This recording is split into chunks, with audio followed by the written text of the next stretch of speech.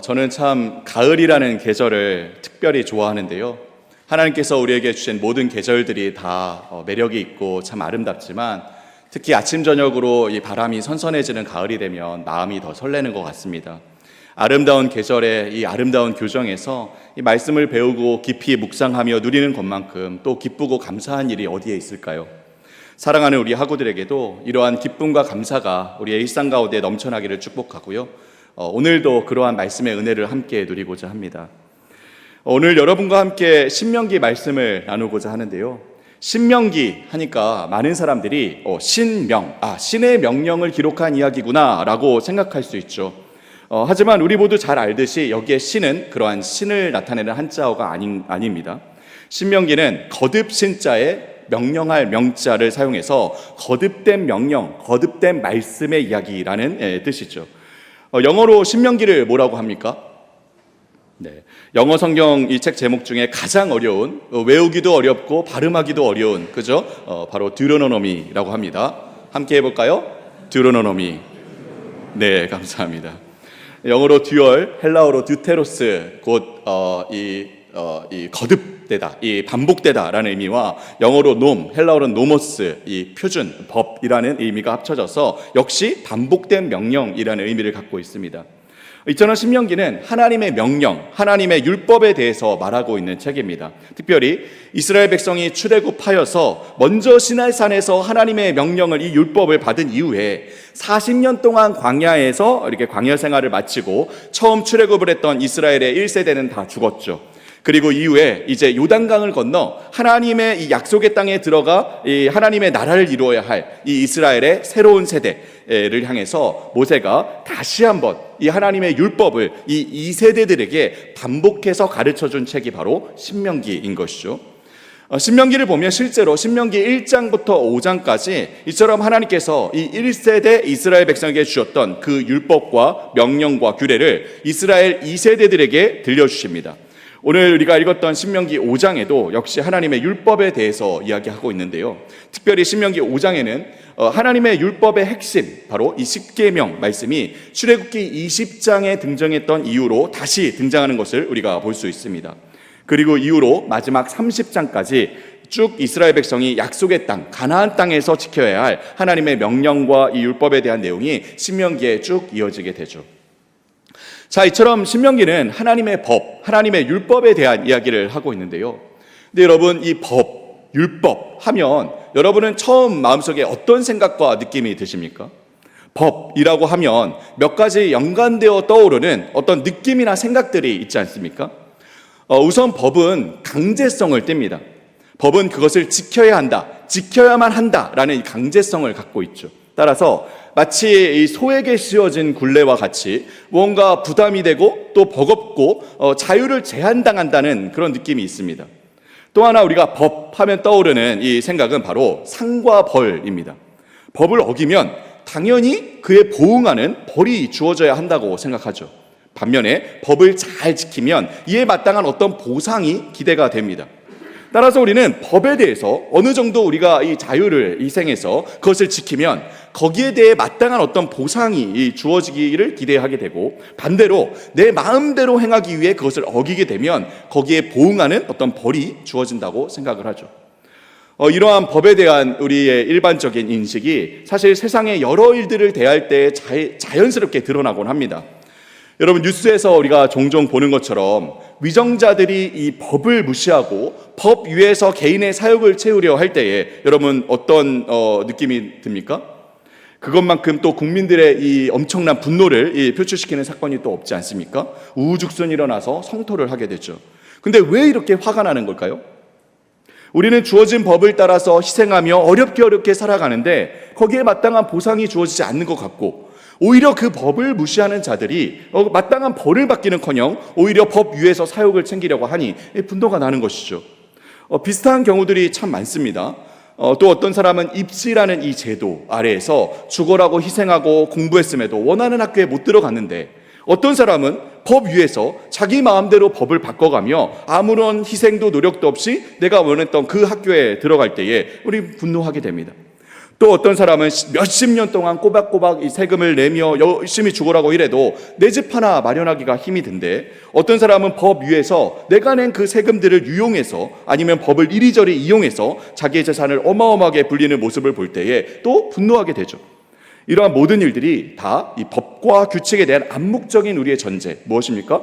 모두 그것을 원하든 원치 않든 반드시 지켜야만 하며 이에 마땅한 결과가 동일하게 주어져야 한다는 이 전제가 깔려 있고, 이 전제가 어그러질 때에 우리는 불공평하다 여기며 화가 나는 것이죠.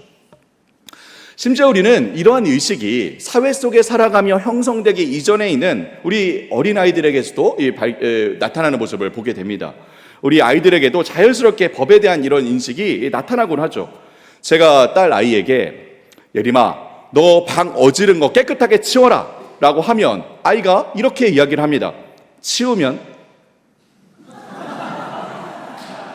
네 라고 대답해야 할 것 같은데, 치우면 무엇이죠? 조건을 다는 것입니다. 부모의 명령을 그대로 지키면 거기에 마땅한 무언가가 주어져야 한다고 생각을 하는 것이죠. 또 반대로 부모의 입장에서도 아이들에게 종종 우리가 이런 말들을 합니다. 미나야, 너 밥 남기지 않고 잘 먹으면 아빠가 아이스크림 사줄게. 또는 미나야, 너 밥 이렇게 다 안 먹으면 간식 안 줄 거야 라고 이야기를 하죠. 이처럼 우리는 법에 대해서 우리의 자유를 희생해야 하는 어떤 강제적인 것으로 여기고, 그렇게 그것을 어길 때에는 벌이 주어지지만 그것을 지킬 때에는 마땅한 보상이 있어야 하는 것으로 생각을 하는 것이죠. 그런데 바로 이러한 이 법을 대하는 우리의 일반적인 생각과 태도가 하나님의 법, 하나님의 말씀을 대할 때에도 동일하게 나타나곤 합니다. 하나님의 말씀, 하나님의 법을 대할 때에 그것이 무언가 우리에게 버겁고 부담이 되는 것이죠. 성도들이 목사님께서 하시는 말씀을 들으며 자신에게 부담이 되며 마음의 짐이 된다고 느낍니다. 무언가 나를 희생해야 하고 내 자유를 제한당한다는 느낌을 받죠. 그리고 그것을 어길 때에는 이 마음에 벌을 받을 것에 대한 두려움이 있습니다. 반대로 그것을 지킬 때에는 내가 이렇게 희생한 것에 대한 마땅한 보상과 결과가 있어야 한다고 생각을 하죠. 그래서 하나님의 명령을 지키지 않고 그것을 어길 때에는 혹시 내가 버려질까, 그래서 지옥에 가게 될까 걱정하고 근심을 합니다. 그리고 반대로 나는 그래도 다른 사람들과는 달리 이렇게 명령들을 지키며 살아가니까, 그래도 주일에 빠지지 않고 예배를 꼬박꼬박 잘 드리니까, 그래도 11조도 빠지지 않고 잘 하니까, 그래도 교회 봉사도 어느 정도 하니까 당연히 구원받고 천국에 갈 거다라고 생각을 하곤 하죠. 그래도 교회 안에서 바른 이 복음에 대한 이해를 복음에 대해서 듣고 어느 정도 이해한 사람들은 우리 구원의 이 문제가 이처럼 어떤 법과 명령을 지키고 지키지 않는 여부와 상관이 없다는 것을 잘 압니다. 구원은 우리의 행위에 따라서 주어지는 것이 아니라 오직 믿음으로, 은혜로 받는다고 배우죠.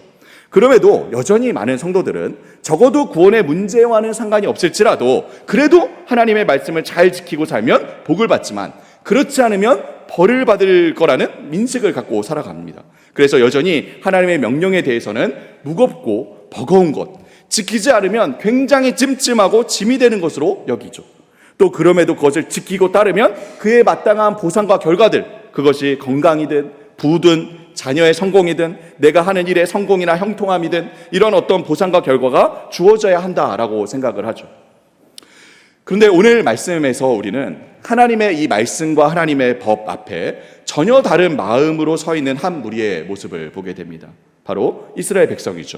2세대 이스라엘 백성이 신명기, 거듭된 하나님의 이 명령을 듣고 있습니다. 하나님께서는 호렙산에서 모세를 만나 이스라엘 백성이 지켜야 할 이 율법에 대해서 말씀하셨죠. 그런데 호렙산이라고 하면 딱 떠오르는 한 장면이 있지 않습니까? 바로 하나님께서 이 불타는 떨기나무 가운데 처음 모세를 만나시고 부르셨던 곳이 호렙산이었죠. 거기서 하나님께서는 모세에게 이스라엘 백성을 이집트에서, 이 애굽에서 구출해내라고, 이끌어내라고 말씀하십니다. 모세는 하나님께 자기가 어떻게 이 이스라엘 백성을 애굽에서 이끌어내겠냐고 얘기를 하죠. 그러자 하나님께서 출애굽기 3장 12절에 이렇게 말씀하시는데요, 제가 읽겠습니다. 하나님이 가라사대 때 내가 정녕 너와 함께 있으리라. 내가 백성을 애굽에서 인도하여 낸 후에 너희가 이 산에서 하나님을 섬기리니 이것이 내가 너를 보낸 증거니라. 뭐라고 말씀하십니까? 이스라엘이 장차 애굽에서 구출되어서 바로 여기에서 하나님을 섬기게 될 것인데, 그것이 하나님께서 모세를 보낸 증거가 될 거라고 말씀하십니다. 그리고 정말 하나님의 말씀대로 모세가 이스라엘 백성을 이끌고 애굽에서 나와서 다시 이 호렙산에 이르러 하나님 앞에 서게 된 것이죠. 하나님께서는 모세를 보내시고 이스라엘을 구출해 내셔서 호렙산에 이르게 하셨습니다. 그리고 그 이후에 이스라엘 백성이 이미 하나님의 백성이 된 자들로서 이 호렙산에서 하나님의 율법을 받고 있는 것이죠. 하나님께서는 이스라엘 백성이 하나님 보시기에 뭔가 잘한 것이 있어서 뭔가 구원해 주실 만한 모습이 있어서 구원하신 것이 절대로 아니었습니다. 하나님께서 먼저 아무런 근거도 조건도 이유도 찾지 않으시고 오직 언약에 근거하여 그들을 구원하셨고, 그리고 시내산에서 그들을 하나님의 백성으로 삼으셨습니다. 그리고 이스라엘이 하나님의 백성으로서 하나님을 섬기며 살아갈 이 율법을 받은 것이죠. 따라서 하나님께서 율법을 주실 때에 가장 처음에 뭐라고 말씀하십니까? 여러분, 우리가 오늘 읽었던 신명기 5장 6절을 한번 볼까요? 신명기 5장 6절 말씀을 다 같이 한번 한 목소리로 읽도록 하겠습니다. 신명기 5장 6절 함께 읽겠습니다. 시작.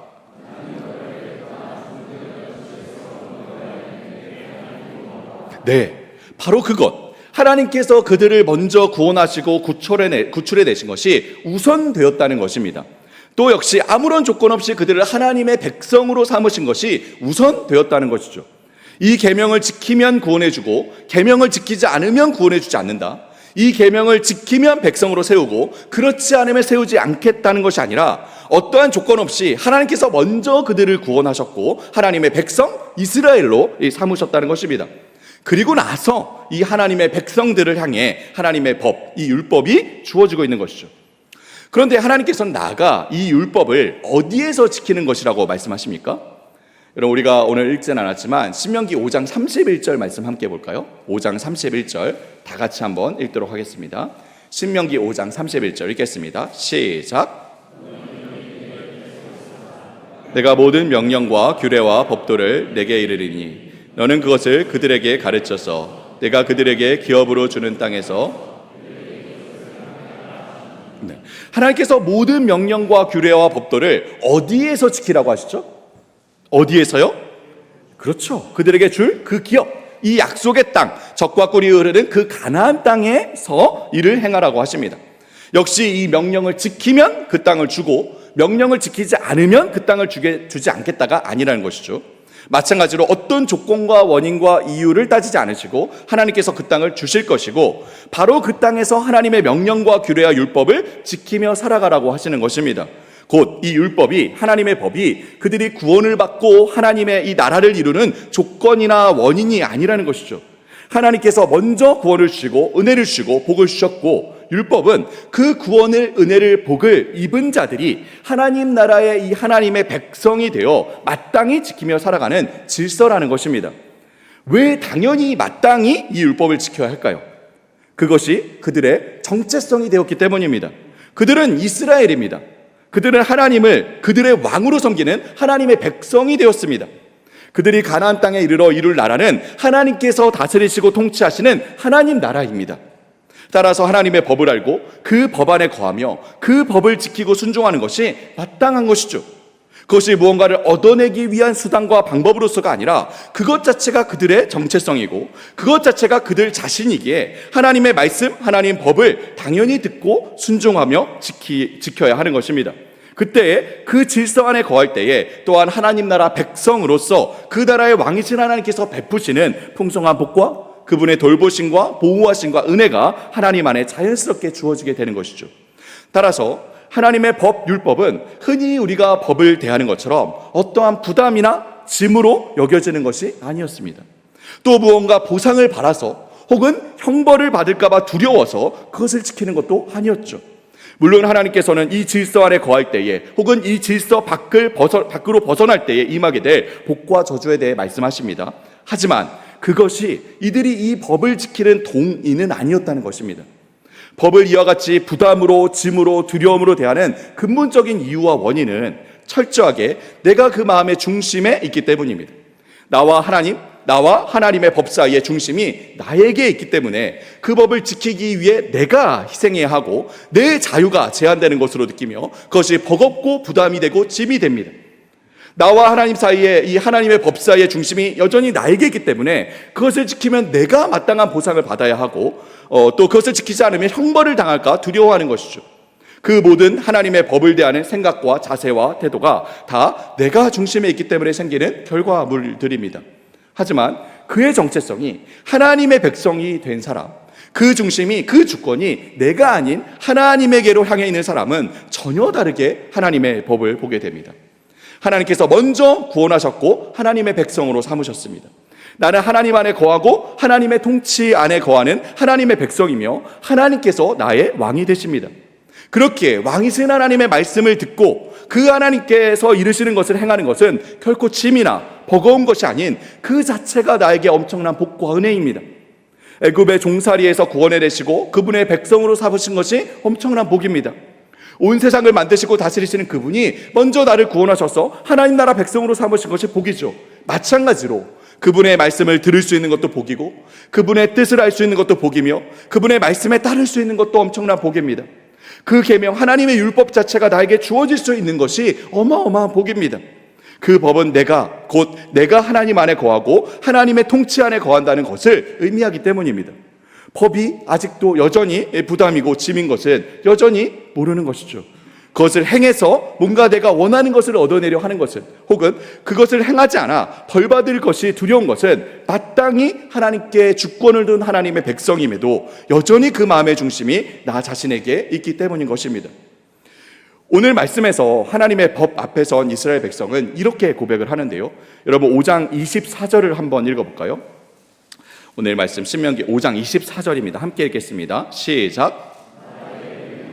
여호와께서 그 영광과 위엄을 우리에게 보이심에 불 가운데서 나오는 음성을 우리가 들었고 하나님이 사람과 말씀하시되 그 사람이 생존하는 것을 오늘날 우리가 보았나이다. 여러분 27절도 함께 읽어볼까요? 27절입니다. 읽겠습니다. 시작.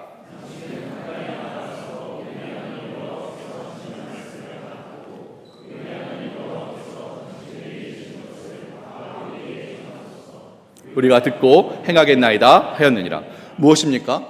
하나님 앞에 서면 죽을 수밖에 없었던 죄인이 하나님의 음성을 들을 수 있는 것이 엄청난 복이라는 것입니다. 그분이 우리 하나님, 우리의 왕이 되시고 우리가 그분의 이 백성된 자체가 엄청난 복인 것이죠. 그러니 당연히 마땅히 그분이 우리에게 말씀하시면 그것을 우리가 다 듣고 행하겠다고 고백하고 있습니다. 그러자 하나님께서 이 이스라엘 백성을 향해 뭐라고 말씀하십니까? 28절에 그 말이 옳다고 하십니다. 그 말이 옳다. 백성들의 말이 옳다. 그리고 여러분, 하나님 앞에선 하나님의 말씀, 하나님의 이 법 앞에선 이들의 반응이 옳다는 것이죠. 그리고 29절에 뭐라고 말씀하십니까? 여러분 5장 29절도 함께 읽겠습니다. 시작. 항상 이 같은 마음을 품어 나를 경외하며 내 모든 명령을 지켜서 그들과 그 자손이 영원히 복받기로. 하나님께서 하나님의 마음, 하나님의 소원을 말씀하십니다. 이 백성이 계속해서 이러한 마음을 품어 하나님 앞에, 하나님 말씀 앞에 거하며 복을 받기를 바란다는 것입니다. 그리고 이처럼 하나님의 백성, 하나님의 법, 하나님의 말씀을 향한, 결국 궁극적으로는 하나님을 향한 반응과 태도에 대해서 하나님께서 한 단어로 뭐라고 말씀하십니까? 한 단어로 뭐라고 말씀하시죠? 교육학에서는 질문을 던지면 적어도 12초를 기다려야 한다고 하더라고요. 12초를 기다려 보겠습니다. 뭐라고 하십니까? 이스라엘의 이러한 하나님 말씀을 향한, 하나님을 향한 반응과 태도를 한 단어로 뭐라고 하시죠? 경외한다고 하십니다. 경외한다. 그들이 나를 경외한다고 하시죠. 여러분, 경외는 두려움과는 다릅니다. 두려움은 주관적인 느낌에 불과하지만 경외는 두려움과 달리 그 중심이 철저하게 대상에게 있습니다. 그 마음의 중심에 하나님을 둔 이들만이 참으로 하나님을 사랑하며 하나님을 중하게 여기며 그 말씀에 귀를 기울이고 떨리는 마음으로 섬길 수 있는 것이죠. 하나님의 복과 은혜와 구원을 받은 자로서 우리 왕이시고 주인이시고 이 하나님이신 그분 앞에 그분의 자녀된, 그분의 백성된 우리가 가져야 하는 마음이 바로 이 경외하는 마음입니다. 그분이 먼저 나를 찾아오시고 나에게 복과 은혜와 엄청난 사랑을 베푸셨기에 나 또한 하나님을 향한 사랑과 동시에 하나님을 높이고 경배하는 마음을 갖는 것, 그것이 바로 경외입니다. 철저하게 하나님을 왕으로, 주인으로, 하나님으로 모시고 그분 앞에 서는 것을, 그분의 음성을 듣는 것을, 그분의 뜻을 아는 것을, 그분의 법을 따르는 것을 복으로, 기쁨으로 여기는 것이 바로 경외입니다. 시편의 시편 기자들이 수없이 고백했던 그 고백과 같이 여호와의 율법을 즐거워하는 것, 여호와의 계명을 즐거이 지키는 것, 그분의 법을 깊이 묵상하는 것, 그분의 계명의 길로 달려가는 것, 그분의 법도를 사모하는 것, 한마디로 하나님 안에 거하기를 기뻐하며 하나님과 동행하기를 즐거워하는 것, 그분의 말씀과 뜻을 기꺼이 따르는 것, 그것이 바로 경외입니다. 하나님께서는 이스라엘 백성이 바로 이러한 마음을 간직하며 하나님 안에, 그분의 말씀의 질서 안에 거하기를 간절히 바라셨습니다. 그런데 우리는 그 이후에 이스라엘 백성이 하나님의 바람과 달리 하나님을 경외하는 마음, 하나님 중심된 마음을 잃고 지속적으로 실패하는 모습을 보게 되죠. 하나님의 백성이란 정체성을 잃어버리고 하나님을 경외하는 마음을 잃어버리고 지속적으로 방황하는 모습을 보게 됩니다. 결국 인간의 죄된 마음의 이 본성, 지극한 자기 중심성은 이처럼 끊임없이 그 죄된 본성으로 우리를 돌려놓기 때문이죠. 하지만 하나님께서는 끝까지 하나님의 백성을 포기하지 않으시고 결국 그 아들 예수 그리스도를 통해 하나님의 사랑과 은혜를 우리 마음 가운데 부어주셨습니다. 우리가 아직 죄인 되었을 때에 그리스도께서 우리를 위하여 죽으심으로 하나님께서 우리에게 대한 자기의 사랑을 확증하신 것입니다. 사도 바울은 이제 이 사랑으로부터 우리를 끊을 것은 아무것도 없다라고 이야기하죠. 사망이나 생명이나 천사들이나 권세자들이나 현재일이나 장래인이나 능력이나 높음이나 깊음이나 다른 어떤 피조물이라도 우리를 우리 주 그리스도 예수 안에 있는 하나님의 사랑에서 끊을 수 없다라고 이야기합니다. 우리는 더 이상 법 앞에서 두려워 떨며 재판장 앞에서 무언가를 끊임없이 증명해야 하는 자들이 아닙니다. 이제 그리스도 예수 안에 있는 자에게는 결코 정죄함이 없나니 그리스도 예수 안에 있는 생명의 성령의 법이 죄와 사망의 법에서 우리를 해방시켰기 때문입니다. 우리를 향했던 그 기소와 고소와 날선 공판들은 이미 끝이 났습니다. 우리의 정체성은, 우리의 자아는 바로 여기에 있죠. 우리는 예레미야 2장에서 이야기하듯이 그 터진 웅덩이에 물을 담기 위해 미친 듯이 물을 퍼부으며 살아야 하는 자들이 아닙니다. 우리 안에 끊임없이 부으시는 그리스도의 사랑과 은혜의 샘물이 우리 안에서부터 터져나와 넘쳐 흘러나오는 자들이죠. 우리의 모든 행위는 바로 여기에 근거합니다. 우리는 선행위 후 판단으로 사는 자들이 아닌 선판단 후 행위로 살아가는 자들이죠. 여러분, 그런데도 왜 우리는 날마다 다시 그 법정으로 끌려 들어가 재판을 받으려 할까요? 왜 여전히 무언가를 끊임없이 입증해야 하는 사람처럼, 무언가 보상받아야 하는 사람처럼, 혹은 무언가 형벌이 주어질까 두려워 그 마음으로 살아가는 걸까요? 마치 예수 그리스도를 통해 우리 마음에 부으신 이 하나님의 은혜와 사랑이, 이 복음을 우리가 믿지 않은 사람처럼 왜 그렇게 살아가곤 할까요? 이미 예수 그리스도께서 우리의 마음을 하나님의 사랑으로 가득 넘치도록 채우셨는데 왜 여전히 우리는 늘 무언가에 사로잡혀 우리의 존재를, 우리의 정체성을 증명해야 하는 것처럼 그렇게 살아갈까요? 무언가가 우리 마음에 슬며시 들어와 하나님께서 이미 넘치도록 채우신 그 사랑과 은혜의 복음을 대체해버리진 않았습니까? 폴 데이비드 트립이라는 신학자가 쓴 사람은 어떻게 변화되는가라는 책에서 이처럼 우리 마음에 슬며시 들어와 우리 마음에 부어진 사랑과 은혜의 복음을 대체하는 거짓 복음들에 대해 이야기합니다. 자, 잠깐 소개할 텐데요. 어떤 이들은 형식주의에 빠진다고 합니다. 이들은 일, 학교 수업, 과제, 모임, 사역, 훈련 등등 늘 스케줄표가 가득 차 있고 그 스케줄을 놓치지 않고 잘 지키며 살아가는 것이 그에게 있어 만족과 안정감을 줍니다. 하지만 그 어느 것 하나라도 어그러져 버리면 반드시 마음의 평화를 잃어버리고 무너져 버리죠. 어떤 이들은 율법주의에 빠집니다. 늘 해야 할 일과 하지 말아야 할 일들에 대한 리스트가 있는 것이죠. 그 잣대들이 자신과 다른 이들을 평가하는 잣대가 되어 스스로도 그 규칙들에 억눌리며 살아가며 또한 다른 이들을 향한 냉철한 심판자요 비판자로 살아갑니다. 어떤 이들은 신비주의에 빠진다고 합니다. 이들은 끊임없이 감동을 주고 영적인 만족을 주는 체험을 추구합니다. 그런 경험과 만족을 느낄 때는 마치 저 천국에 다다른 듯 살아가지만 일상 속에 아주 작은 트러블만 생겨도 여지없이 무너져 지옥 속에 살아가는 듯 살아가죠. 어떤 이들은 실천주의에 빠집니다. 그저 세상에 넘치는 악들, 불공정한, 불의한 일들에 늘 마음의 분노를 품고 살아갑니다. 왜 그리스도인은 행동을 하지 않느냐? 늘 이러한 비판과 분노로 가득하죠. 우리가 자기 밖에 있는 악이 자기 속에 있는 악보다 더 크다고 여겨질 때에 이처럼 그리스도를 따르는 우리의 삶이 주변의 악과 싸우는 일로 대체되어 버린다고 합니다. 어떤 이들은 성경주의에 빠진다고 합니다. 이 사람은 성경 연구와 신학에 대한 열정적인 연구에 몰입해 있습니다.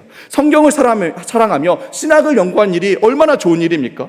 그런데 이처럼 신학에 대한 열정적인 연구가 그를 점점 거만하고 비판적이며 자신이 잘 아는 신앙의 지식을 잘 모르는 이들을 무시하고 깔보는 모습으로 이끌어갑니다. 신앙 속에서 누리는 성도의 교제와 헌신, 그리스도를 향한 경배가 성경의 내용과 신학적인 원리를 숙지해야 한다는 의지로 대체되었습니다. 신학적 전문가로서 기술적인 정확성으로 은혜를 정의할 수 있을지 모르지만 정작 자신은 그 은혜를 따라 살아가지 않습니다. 어떤 이들은 심리주의에 빠진다고 합니다. 이들은 교회는 어떤 일보다 상처받은 이들을 사랑으로 품고 치료해 주어야 한다는 것으로 생각합니다. 도움을 주고 치유를 얻을 수 있는 안식처가 되어야 한다고 생각하죠. 그만큼 정말 사람들을 사랑하며 실천하고 섬기기 위해 애를 쓰지만 정작 자신은 늘 마음의 상처 가운데 살아갑니다. 어떤 이들은 관계주의에 빠진다고 합니다. 이들은 기독교 공동체에서 누리는 사심이 없는 이해관계를 벗어난 진심으로 서로를 대하는 관계에 참으로 매료되어 있습니다. 그 공동체 안에서 큰 기쁨을 누리며 성도의 교제를 나누죠. 하지만 갈등이 생기고 모임이 와해되고 공동체의 이 연약함이 드러나는 순간 마음에 누렸던 기쁨과 이 평안을 상실해 버립니다. 그에게 교회 공동체는 예수 그리스도를 머리로 하는 한 몸이 아닌 그저 영적 사교 모임입니다. 문제가 생기자 곧 교회를 떠나버리게 됩니다. 바울은 고린도후서 10장 5절에서 이렇게 이야기하죠. 하나님 아는 것을 대적하여 높아진 것을 다 무너뜨리고 모든 생각을 사로잡아 그리스도에게 복종하게 하니. 지금 우리가 살펴본 이 모든 주의, 이즘들이 모두 하나님을 아는 것을 대적하여 높아진 것들이라고 할 수 있죠. 복음을 가장하여 복음을 대체해버린 거짓 복음들입니다. 이런 모든 종류의 주의들이 우리에게 참으로 매력적으로 다가오며 슬며시 다가와 우리 마음에 자리 잡게 되는 이유는 바로 이 모든 주의들이 복음은 아니지만 복음의 한 측면, 특히 복음이 우리에게 가져다 주는 결과와 유익을 나타낸다는 데 있습니다. 신실한 삶, 하나님의 기준, 영적인 감격, 하나님의 공의, 진리의 말씀, 그리스도 안에 누리는 회복과 자유, 공동체에서 누리는 성도의 교제, 모두 하나님께서 우리에게 허락하신 은혜로운 선물들이고 복음이 우리에게 가져온 놀라운 은혜와 복이죠. 그런데 그것이 복음을 대체할 때에 여지없이 우리의 마음을 사로잡아 다시 우리를 그 재판정 앞에 서게 합니다. 그것으로 나의 어떠함을 증명해야 하는 것 같고 그것으로 나의 정체성이 결정된다고 느껴지죠. 그것이 나의 의를 부각시키고 나의 이기심과 독립심을 자극합니다. 결국 그리스도의 복음을 대체해버리고 복음으로 새롭게 된 나의 정체성을 뒤흔들어 버리죠. 사랑하는 여러분, 우리 믿음은, 복음에 대한 믿음은 그저 내 삶과는 아무런 관련이 없는 그저 예수 믿고 죽어서 천국 가니 기쁘다 정도의 소식이 아닙니다. 복음은 바로 죄로 인해 지극하게 자기중심적일 수밖에 없는, 그래서 끊임없이 나의 자아에 매몰되어 나의 시각에 갇혀 나 자신을, 다른 사람들을, 모든 세상을, 눈앞에 마주하는 여러 사건과 일들을, 나의 삶의 여러 크고 작은 결정들을 바라볼 수밖에 없는 우리가 우리 마음에 부어진 예수 그리스도의 그 차고 넘치는 사랑으로 인해 하나님의 시선으로 바라보며 하나님의 마음을 품고 살게 됨을 온 삶으로 맛보며 살아가는 것입니다. 기쁨으로, 감사함으로 하나님의 말씀 안에 거하며 그 질서를 따라 살아가는 것이 얼마나 복된 삶인지를 맛보는 삶인 것이죠. 그렇게 우리는 이 땅에서도 천국을 맛보며 살아갑니다. 조나단 에드워즈가 그의 책 Charity and Its Fruits에서 이렇게 이야기합니다. 마지막으로 좀 길지만 인용하고 오늘 말씀을 마치도록 하겠습니다. 태양이 빛의 근원이듯이 하나님이 사랑의 근원이십니다. 그러므로 천국에서의 하나님의 영광스러운 현존은 태양이 빛으로 세상을 채우는 것과 같이 사랑으로 천국을 가득 채웁니다. 사도 바울은 하나님은 사랑이시라는 사실이 그분의 무한성에 의해 무한한 사랑의 근원 되심과 동일시된다고 우리에게 이야기합니다. 그분은 자기 충족적이고 늘 충만하시며 고갈되지 않는 사랑의 근원이십니다. 하나님이 불변하시며 영원한 존재라는 사실은 또한 그분이 불변하며 영원한 사랑의 근원이심을 드러냅니다. 천국은 하나님이 거하시는 곳, 그분으로부터 기원한 거룩한 사랑이 구석구석 차고 넘치는 곳, 그리고 그 사랑이 지금도 여전히 흐르는 곳입니다. 성부, 성자, 성령 하나님이 우리가 이해하기 어려운 상태로 그리고 상호적이고 영원한 사랑 안에서 하나의 신체로 거하시는 곳입니다. 이 영광스러운 근원이 시내가 되고 영원히 사랑과 기쁨의 강이 되어 합쳐집니다. 이 강은 곧 사랑의 대항으로 흘러갑니다. 하나님께서 그리스도의 핏값으로 사신 영혼들이 가장 큰 기쁨 가운데 그 대항에 몸을 담그면 그들의 심령이 사랑으로 충만해집니다. 사랑하는 여러분, 우리의 마음은 지금 무엇으로 가득 차 있습니까? 우리는 지금 무엇을 찾기 위해 혹은 무엇을 입증하기 위해 바쁘게 달려가고 있습니까? 이 시간 하나님께서 우리를 이 자리에 부르셔서 말씀하십니다. 나의 사랑아, 내가 너를 지었고 너를 다스리며 너를 향한 나의 사랑을 확증하였다. 그 사랑이 이미 너의 마음에 차고 넘치기에 더 이상 내가 증명할 것도 입증할 것도 없다. 너의 삶에 어떤 환난과 핍박과 고난과 고통이 찾아올지라도 그 어떤 누구도 어떤 피조물도 예수 그리스도의 십자가의 사랑으로 확증한 나의 사랑에서 너를 끊을 수 없다. 여러분, 우리 잠시 오늘 말씀을 마음에 붙들고 함께 기도하도록 하겠습니다. 살아계신 하나님, 주님께서 우리 마음에 예수 그리스도를 통해 넘치도록 부어주신 그 사랑과 은혜로 인해 그 복음으로 우리 마음을 가득 채우셨음을 감사합니다. 우리의 정체성은 이미 예수 그리스도의 그 크신 은혜와 사랑으로 우리를 하나님의 백성으로 삼아주신 하나님께 있음을 고백합니다. 우리를 죄인이 아닌 하나님의 백성이요 자녀로 보시며 우리를 향한 정죄와 재판을 완전히 끝내신 하나님을 찬양합니다. 예수 그리스도를 통해 확증하신 하나님의 사랑이 우리 마음 가운데 흘러넘쳐 우리로 그 사랑으로 섬기고 희생하며 용서하고 품고 인내하며 오래 참으며 선을 행하고 평화를 이루는 거룩한 성도요 주님의 사역자들로 살아갈 수 있도록 역사하여 주옵소서. 복음의 참된 기쁨을 누리게 하신 살아계신 우리 구주 예수 그리스도의 이름으로 기도하옵나이다. 아멘.